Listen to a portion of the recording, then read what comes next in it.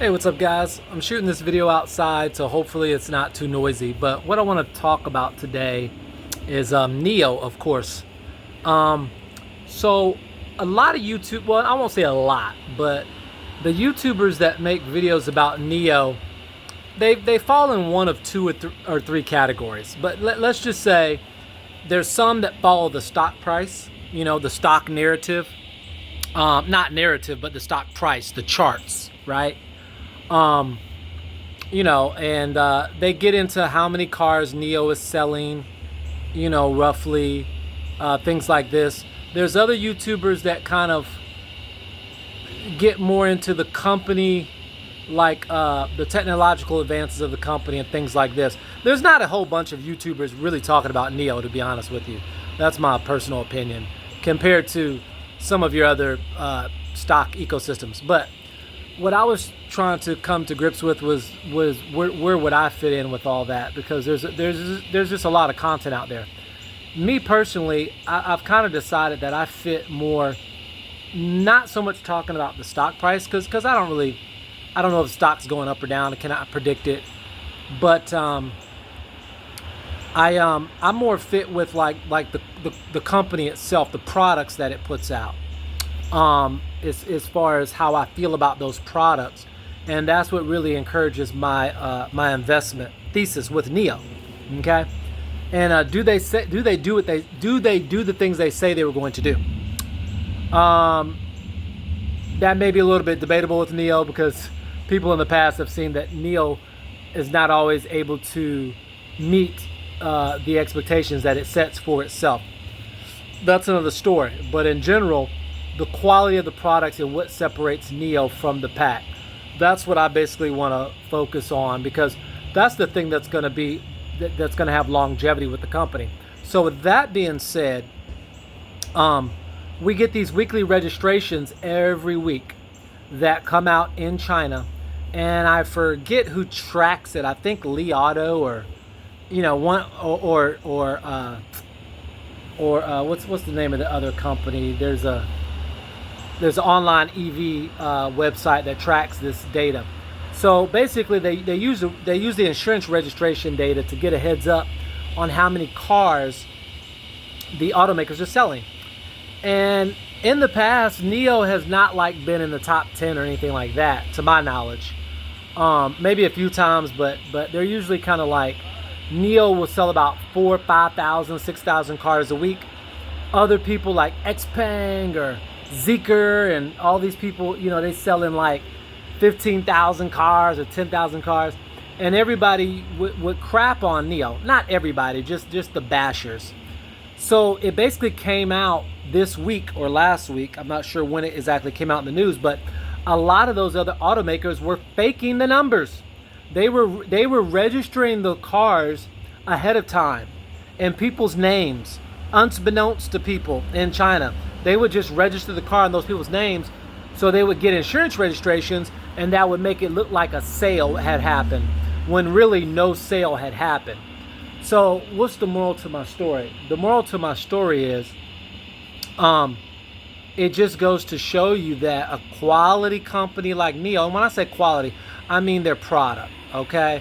I think they're quality business too, but I'm just saying the safety record of Neo, which we'll get into in a second, but the quality of them, their numbers, apparently they're not being accused of doing anything nefarious, because their numbers were legit.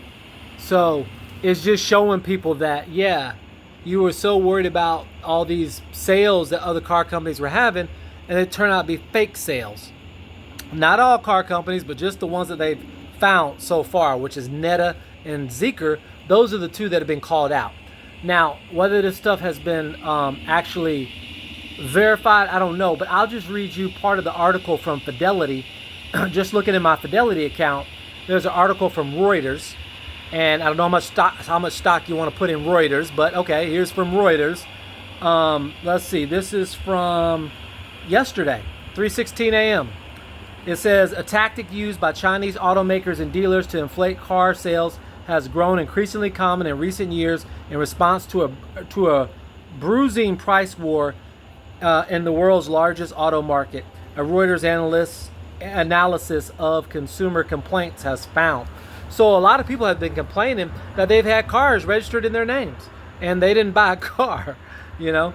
So earlier this month, Reuters reported EV brands Neta and Zeekr had arranged for cars to be insured before buyers purchase them, a scheme that effectively inflates sales numbers and gives the appearance the companies were hitting periodic targets.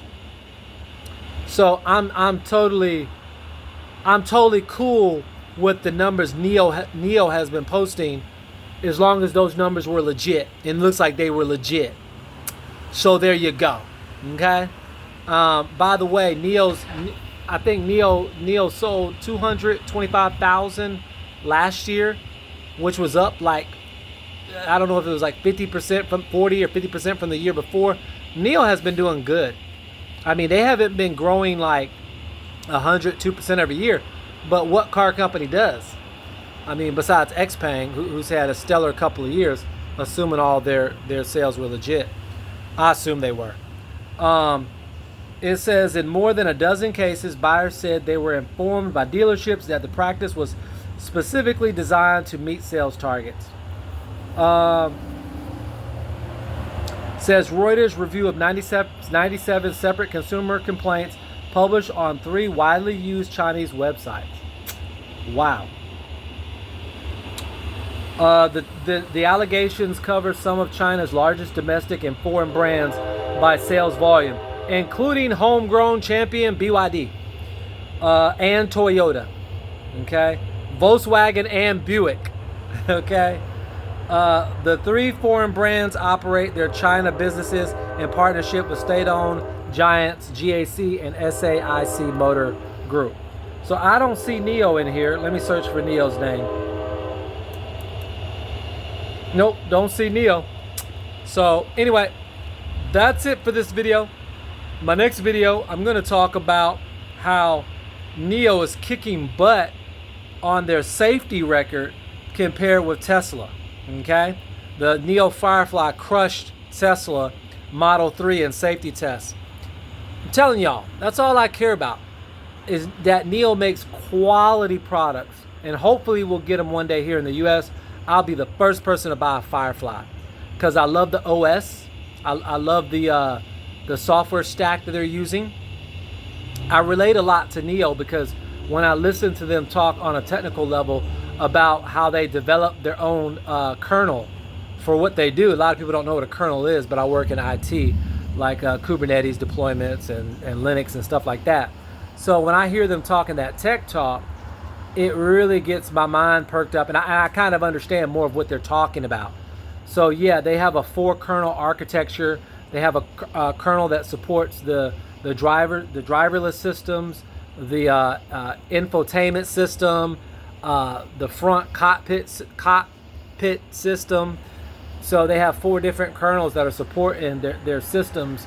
They have their own chip that they designed, you know. So anyway, that's it for me, guys. Just letting you guys know that Neo, man, I don't care. I'm invested in Neo. You know what I'm saying? I'm putting a lot of money. Every time I get paid, I'm putting money in Neo. Yeah, we'll see what happens though. All right, peace.